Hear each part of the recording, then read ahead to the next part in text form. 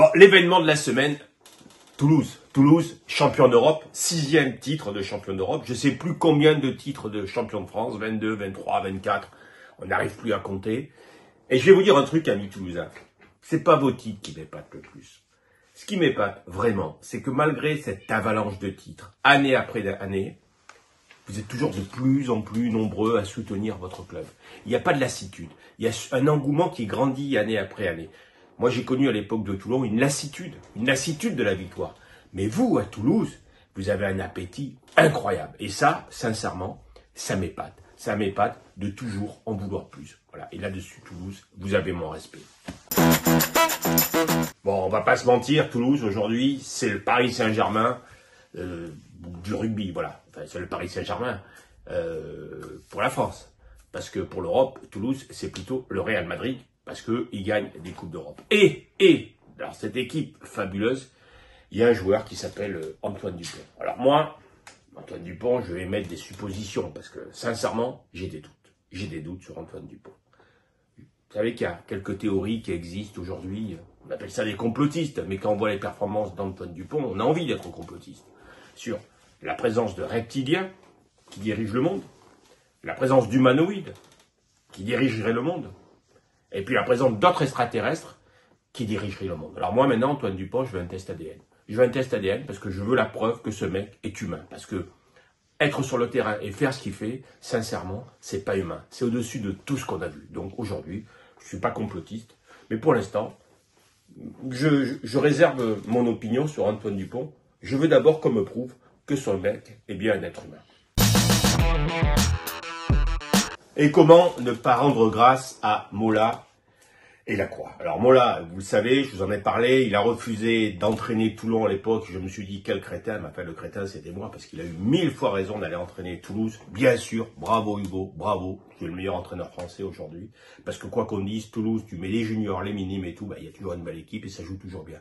Et Didier Lacroix. Alors on dit que dans le président, comme président dans le rugby, il y a eu Max Guazzini, après il y a eu... voilà.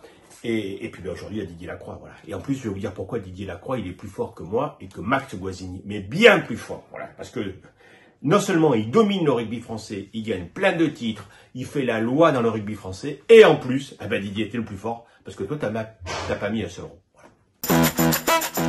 Bon, et on termine avec Toulouse, parce qu'il y a quand même une saison qui continue pour eux, donc il faut qu'ils jouent en top 14 parce qu'ils ne sont pas assurés de terminer premier. Il y a 2 matchs et cette victoire en Coupe d'Europe, il faut la gérer et la digérer. Et là, eh bien, il y a La Rochelle qui arrive, le grand La Rochelle, même si cette année, on a l'impression que cette équipe, le temps s'est arrêté sur une percée de Ntamak et que chaque fois qu'ils voient Toulouse, ils sont un petit peu comme dans Astérix, quand les pirates voient les Gaulois, et les Gaulois, et eux ils disent les toutous, les Toulousains, parce que se font chaque fois battre. Mais là, peut-être qu'enfin, ils vont réussir à battre soit les minimes de Toulouse, peut-être que Hugo Mola va aligner les minimes, soit les féminines de Toulouse. Alors, ça serait vraiment l'archouma de perdre contre les féminines de Toulouse. Moi, à mon avis, je pense qu'Hugo Mola, il va aligner l'équipe de ceux qui tiennent le mieux l'alcool. Voilà. Mais j'espère qu'il y en aura 15. Il y a un match que je vais regarder avec attention ce week-end. Souvenez-vous, il y a quelques mois, un magazine du rugby s'était amusé à interroger ChatGPT pour savoir qui serait champion de France pendant les 30 ou 40 prochaines années. Et sur 2024, on avait dit ChatGPT, il comprend rien au rugby puisque ils annoncent que Clermont sera champion de France en 2024. Clermont, à cette époque-là, ils étaient en TP 8e, à je ne sais pas combien de points du 6e, ils perdaient tous leurs matchs et comment dire, Urios passait plus de temps à sentir l'odeur des merguez qu'à sentir l'odeur des victoires. Voilà.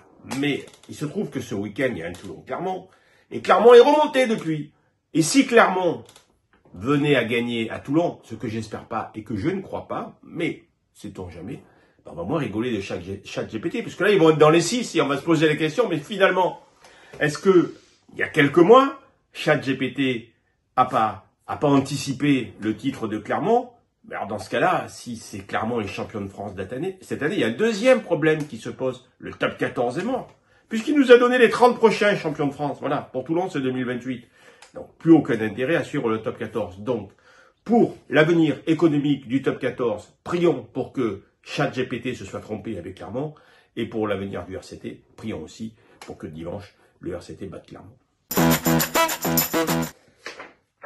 Bon, le contrat que j'ai entre les mains, c'est le contrat de Carbonel au Stade Français. Contrat classique, validé par la Ligue nationale de rugby. Mais pour tout vous dire, ça m'a beaucoup amusé parce qu'il y a une clause spéciale dans ce contrat. Voilà, le contrat, il est pour, je vous dirai pas combien d'années parce que ça se dit pas. Mais ce que je peux vous dire, c'est que Carbonel reviendra au RCT. Il peut revenir très rapidement et cela, il y a une condition. Voilà, c'est que Collazo arrive au Stade Français. Voilà, c'est écrit dans le contrat. Si Collazo arrive, Carbonel se barre.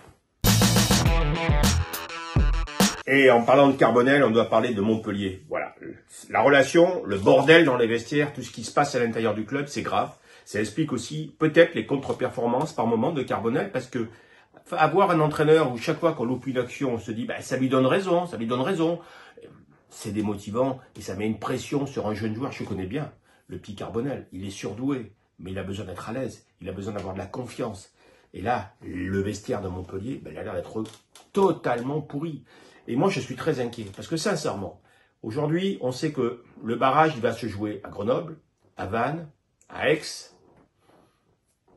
Sincèrement, c'est pas gagné. Parce qu'un barrage, c'est un autre sport que le rugby. Et vous allez voir que peut-être l'année prochaine, il faut que les joueurs de Montpellier se disent que peut-être l'année prochaine, la saison prochaine, ils iront à Angoulême. Et pas pour le festival de la bande dessinée.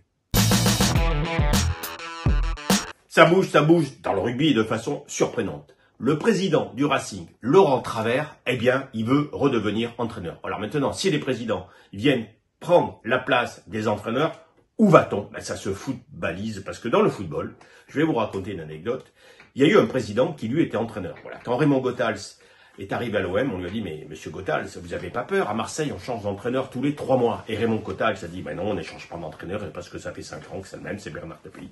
Et bien voilà, Laurent Travers, il est parti pour nous faire une Bernard Tapie.